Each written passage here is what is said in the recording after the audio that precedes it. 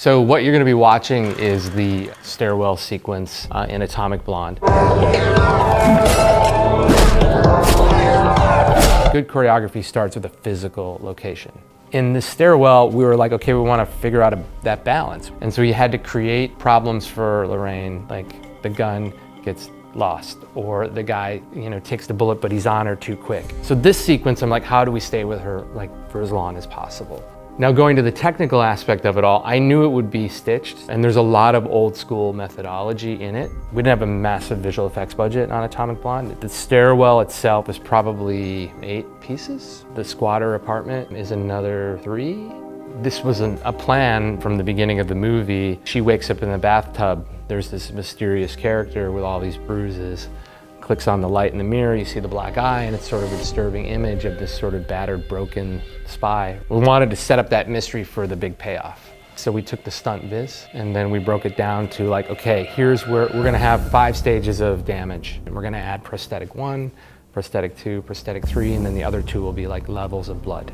On the stunt viz, you indicate like, okay, when she gets elbowed by the soldier here, after this stitch, we'll apply the prosthetic number 1. And then you go away, she goes to makeup. So we did shoot the entire sequence linearly. Everything was over 10, and I would say some were like 17 takes. It's a lot, it's brutal. I'll say this, it was brutal, but it's nothing that I haven't seen in my stunt years on set, like the Wachowskis and the Matrix sequels. We were doing 50, 60 takes of like fight stuff. And also then working with us to reblock stuff.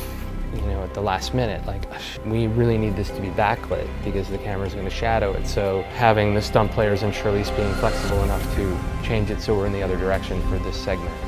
Jonathan Sella, who is an incredible cinematographer who I love to work with, he was really supportive of us, like having Sam, the stunt coordinator, and one of the choreographers, like actually operate the camera.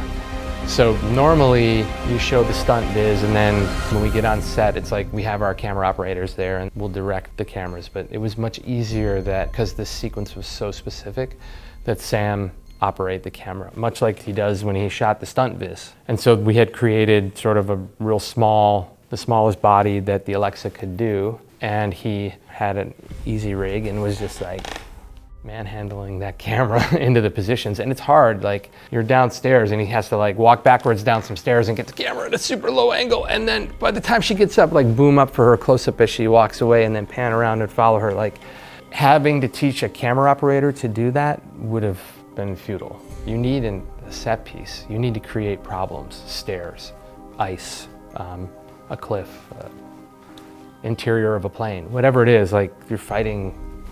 The location drives it so much.